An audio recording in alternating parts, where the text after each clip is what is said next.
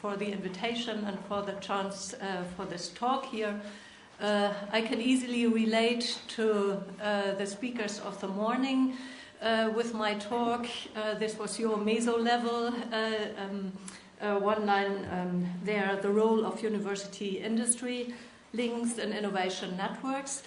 I would like to invite you to maybe take a step back and look on a more general level at this. The question certainly is, what are the benefits of university industry links? So what can policymakers get out of it? They invest a lot of money there, and can we see economic returns in terms of university industry links? That is very interesting, but I would like to take a step back and show you some work, some results from a European project which is in the moment located at IIU at UCD. That is the NEMO project. It is an FP6 project. The acronym means Network Models, Governance and R&D Collaboration Networks. And it is a project in the so-called NEST area of the European Commission, New and Emerging Science and Technology. What we are doing in this project is we look at really difficult networks where we have many questions about, and we try to develop some new tools, some innovative methods to investigate these difficult to research networks. And in the NEMO project, we look at R&D collaboration networks as a type for such difficult networks to investigate. And we do this in a combination of social scientists like me, economists, computer scientists, and we have physicists and mathematicians in these projects, and we try to develop some new tools, computer-based tools, to investigate these R&D collaborative networks. And I would like to look at you together with on the role of university industry links from the perspective of this project. When we talk about university industry links, what are we talking about? There's a whole list of potential links, what these two types of organizations could do with each other. There you see a long list of more formal links, ties between these two organizations. Sometimes there's even a contract behind it. Sometimes you can point your finger on a product developed by this certain link type. You can have more informal ties like meetings, communication, jointly attended lectures and conferences. So even what we're doing here now is a type of university industry link because there are members from both parties in the room. For the following, I just want to focus on one link type, and these are R&D collaborations between university and industry. This is the type of a network we look at in the NEMO project. You see this little picture there. That is FP4, and the green nodes are the universities. No, the green nodes are the industry partners in FP4. The red nodes are the university partners. In these FP cooperative projects, we all know so very well because we all have more or less tried to get some EU money from the framework programs, I guess.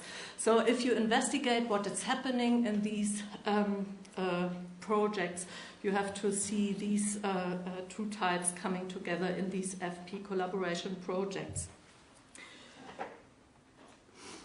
So normally we have the impression that universities are very good for businesses, that we can talk about a beneficial role of university industry links for the economies. They are supposed to be, there you see some quotes, the fuel of knowledge-based economies, these linkages. And there are many empirical studies supporting this view that there's really something in it. We talk about academic capitalism, the third mission of universities, entrepreneurial universities, and so on. Behind all these concepts is certainly the perspective that universities, they contribute to economic development with with their mission. When we look for the reason why they are doing that, it is that they enlarge the knowledge base, they make the knowledge base more diversified, and that is certainly a precondition for innovation. And universities as partners in networks, because they are financed by public money, they are very stable network partners, very reliable network partners, and they are not so much subject to market turbulence because of that. You see many empirical studies in the meantime investigating university-industry links, and in this last bullet point you see all those collected who say that this is very supportive, that firms that they gain from this university affiliation more or less directly.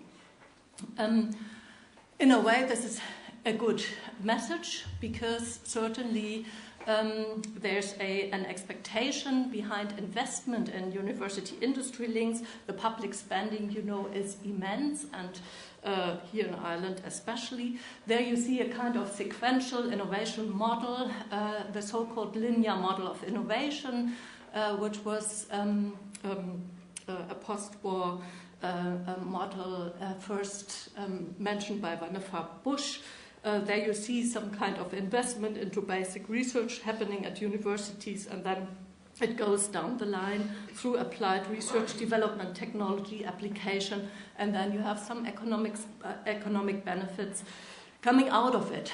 And policymakers more or less have this sequential innovation model in their mind when they're expecting value for money from their investment in university industry connections, or in R&D, or in university R&D research.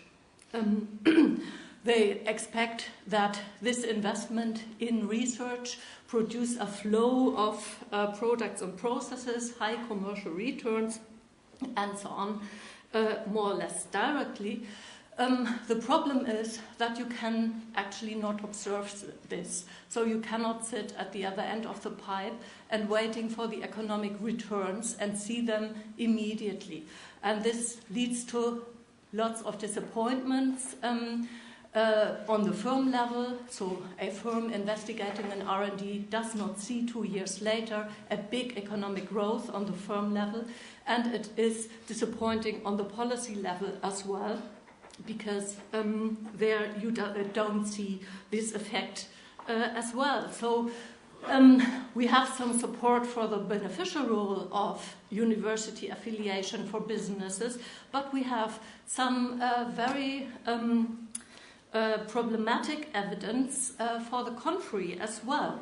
So Castells, for example, he investigated the role of technopoles of the world, and there he found that attachment to academia does not lead automatically to a high innovation performance. And if you have listened to the media debate in 2007, you had here in Ireland a very heavy debate on the same issue, because there was this paper presented by Jordan O'Leary, and they even suggested that firms with university affiliation did worse than firms who were connected to universities. So the question is, why do we see this ambiguity in the empirical evidence for that? And again, we have some studies supporting this problematic role of university affiliation. And if they want to explain this, they say that spin-offs, for example, with high university-oriented R&D activity, that they are lacking in business skills and commercial capabilities. You can imagine that right away. If there's a firm founder coming from the university, he or she wants to see his baby on the market and the technology developed, but there's not immediately the idea, yes, and my firm must grow tremendously. There's not really a growth strategy behind that, and these firms seem to be less profit-oriented and less engaged with growth strategies than firms without university affiliated R&D collaborations. So if we look into the empirical literature, and that is what we are doing first when we want to know about the role of university industry links for the economy, we see evidence for both. We see a quite ambiguous situation. We have on the negative that there's no clear evidence for immediate economic returns, and that is certainly a problem for the investor. And sometimes we see even evidence for negative impact. We see reduced commercialization efforts, reduced commercialization skills, a missing growth strategy, lacking business skills, too technology, less profit-oriented. These are all a collection of phenomena and reasons provided by a body of literature doing empirical research. And we see the contrary as well. We see positive evidence for beneficial role of the university, enlargement and diversification of the industrial knowledge base, access to cutting-edge knowledge, emerging technologies. They are stable network partners, and with them you can develop and test tools and instruments, not as expensive as if you would do that in your own company. You have access to the international partner market, and so on and so on. So we have a quite ambiguous situation, and that is an interesting fact in itself. The question is now, how can we investigate this situation, and what does it cause? Is one of these two bodies of literature simply wrong? Haven't they done their job properly? Or what? How can we explain the situation? Maybe one sentence concerning an author I mentioned earlier, Manuel Castells. He did a very interesting job in his book, The Network Society. He investigated the question, was the ICT revolution really a revolution for the economy as well? And in the 1970s of the last century, this was a completely open question, because you could not relate economic growth to that what happened in the US, in Stanford, as that what we knew of as the ICT revolution. There was no growth attached to that. There was even a decline in economic growth. And the first thing Castells, who speaks about the ICT revolution, had to do, the first job, was explaining this away. Why cannot we relate economic growth to a new technology? And at that point in time, even the name was mentioned earlier as well, Paul Krugman said ICTs are completely insignificant for the economy. That was in the 1970s. We know today that this was a misjudgment, to say it a bit modest. What was the reason for this? Again, we see economic growth not related to technology or investment in technology. And the reasons Castell found in the Network Society, and he is certainly right in that, is that you have an immense time lag from the investment in technology, from new technology to economic gains, economic profits, economic success on the market. So, in my opinion, the Jordan O'Leary study, who had a 2 years timeline, was way out of it, because that was clearly much too short to see anything happening there. So a long time lag between that technology entry or investment and economic profits. And then, and that is more what I want to talk about the rest of my talk, we have immense measuring problems in this sector, because new technologies cannot be measured by old indicators very well, and knowledge-based changes, they have clearly much more a problem. And this is what the slide is now all about. We have here knowledge as the key factor, and certainly when we talk about knowledge-based economies, that is the value-adding factor. And most authors, they agree that this is where the university connection adds really value to companies, because they have access to cutting-edge scientific knowledge and to the material resources connected to that. They can reduce costs of developing technological capabilities, and especially in knowledge-intensive industries like the ICTs or the biotech pharma, the speed of change is so quick that you need to have quick access to external technological capabilities you cannot develop so quickly yourself. So universities in these markets can therefore provide first mover advantages for accessing emerging technologies. So what's very important is generation, diffusion, and flow of knowledge. And that is a problem we certainly cannot easily investigate or measure. Learning, knowledge exchange, and so on. We have some indicators, but they are not really pretty good. We have big measuring problems when we focus on that.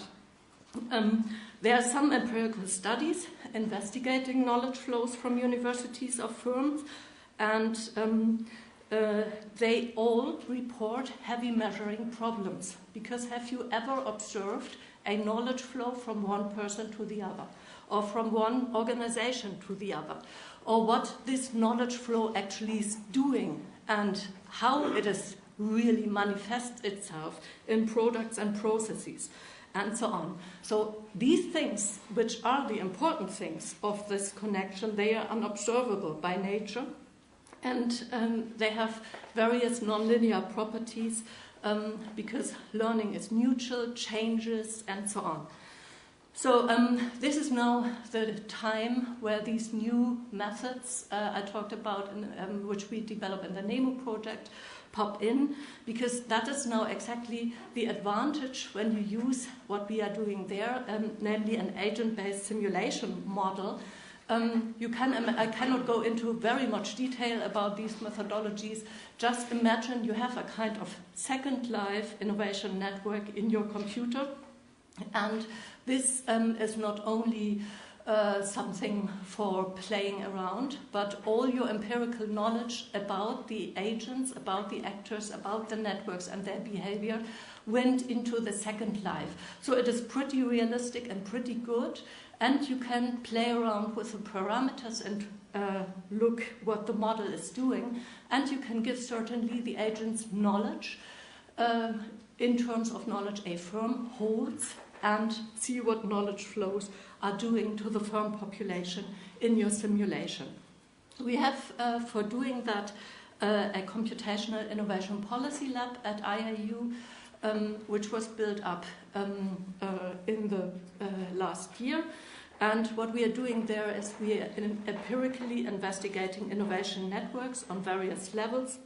We do network analysis with them and do then the agent-based simulation models for this data, that we can do some scenario modeling with that and test and implement some policies on the computer before you have to try them out in reality.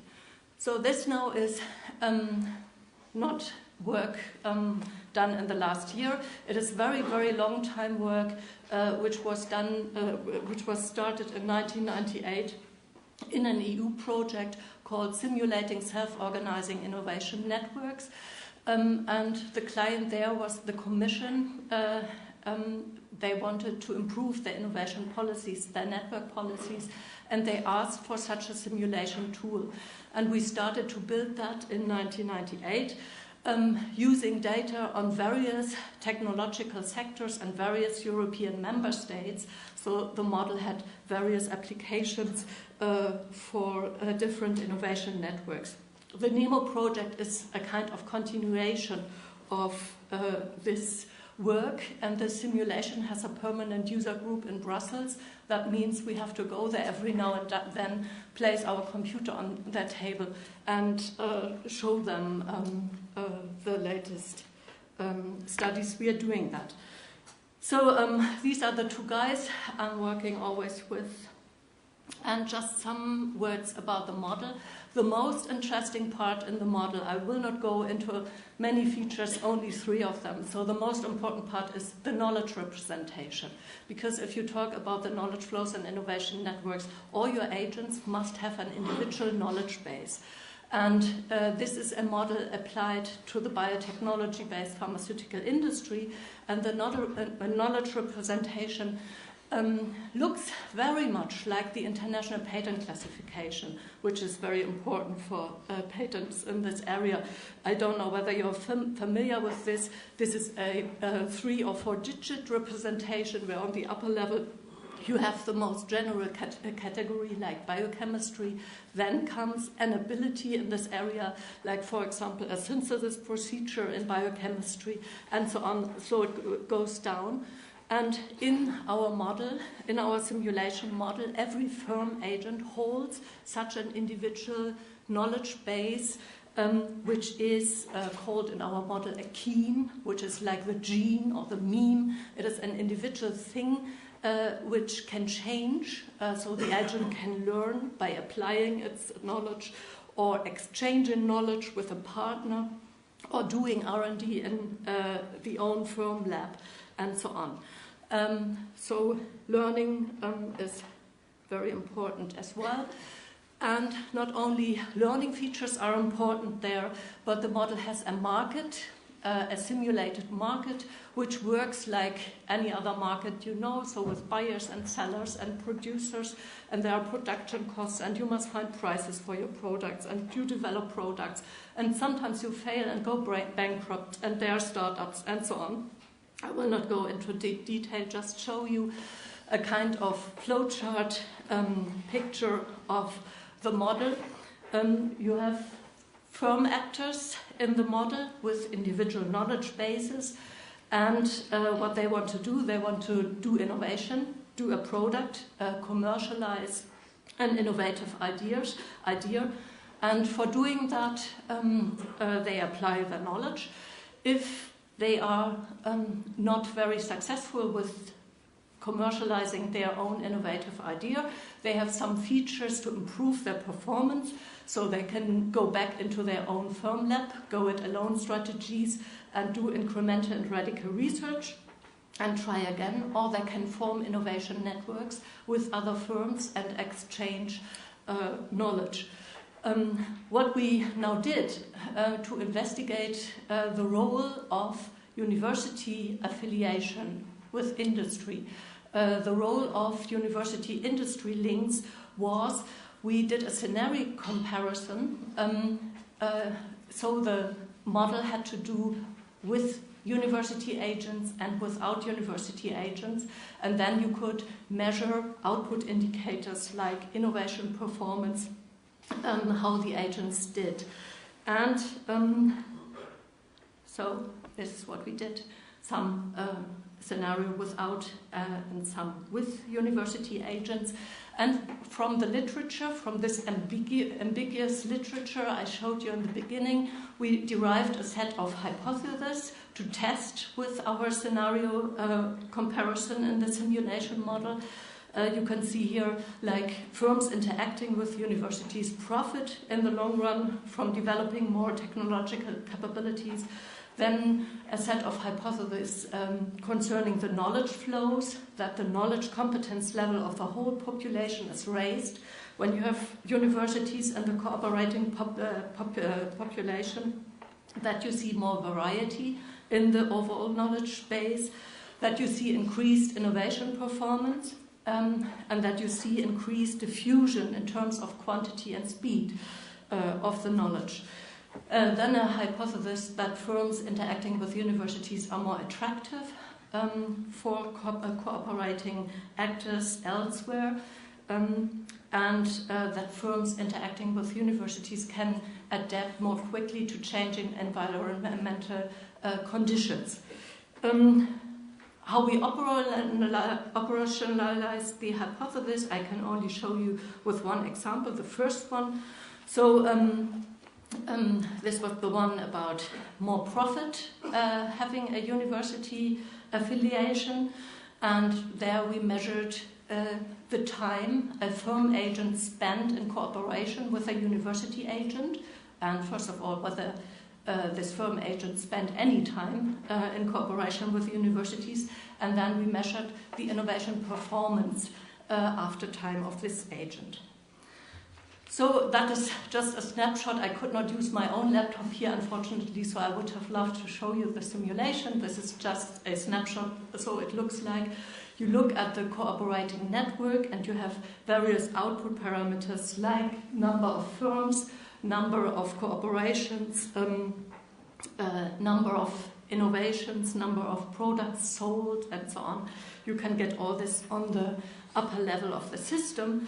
And just to wrap up this talk, the results from the model were this H1 hypothesis we could not support, so this just reproduced the ambiguous situation of the empirical literature. Firms in our simulation model did not do economically better than firms without university affiliation. So it was sometimes this, it was sometimes that. We just really reproduced the ambiguity of the empirical reality. And if you again relate this to what I mentioned earlier, we didn't expect to see anything else. We didn't expect to see a direct linear relationship between knowledge input, knowledge investment, and economic output. So our model didn't do that. But on the whole set of H2 hypotheses concerning the knowledge flows and what they did to the population, we could observe very much, and we got there significant results. So having universities in the cooperating population of actors rises indeed the knowledge and competence level of the whole population and increases the variety of knowledge among the firms.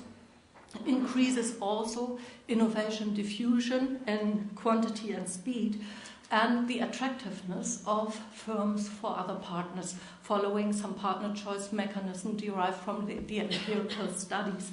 So overall, this was a result showing, if you assume innovation is coming from more knowledge, from increased knowledge. Knowledge flows are a precondition for innovation performance.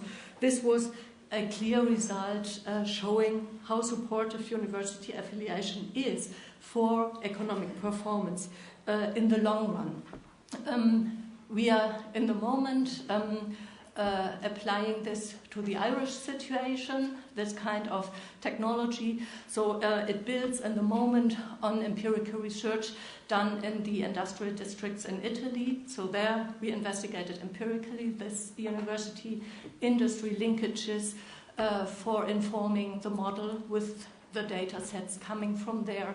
And we used some data coming from an in-house project in UCD where we investigate the linkages of UCD to firms and other cooperative partners outside university, within Ireland and abroad. So this was the empirical base to validate what the model said and to set it up in the first instance with the right amount of data.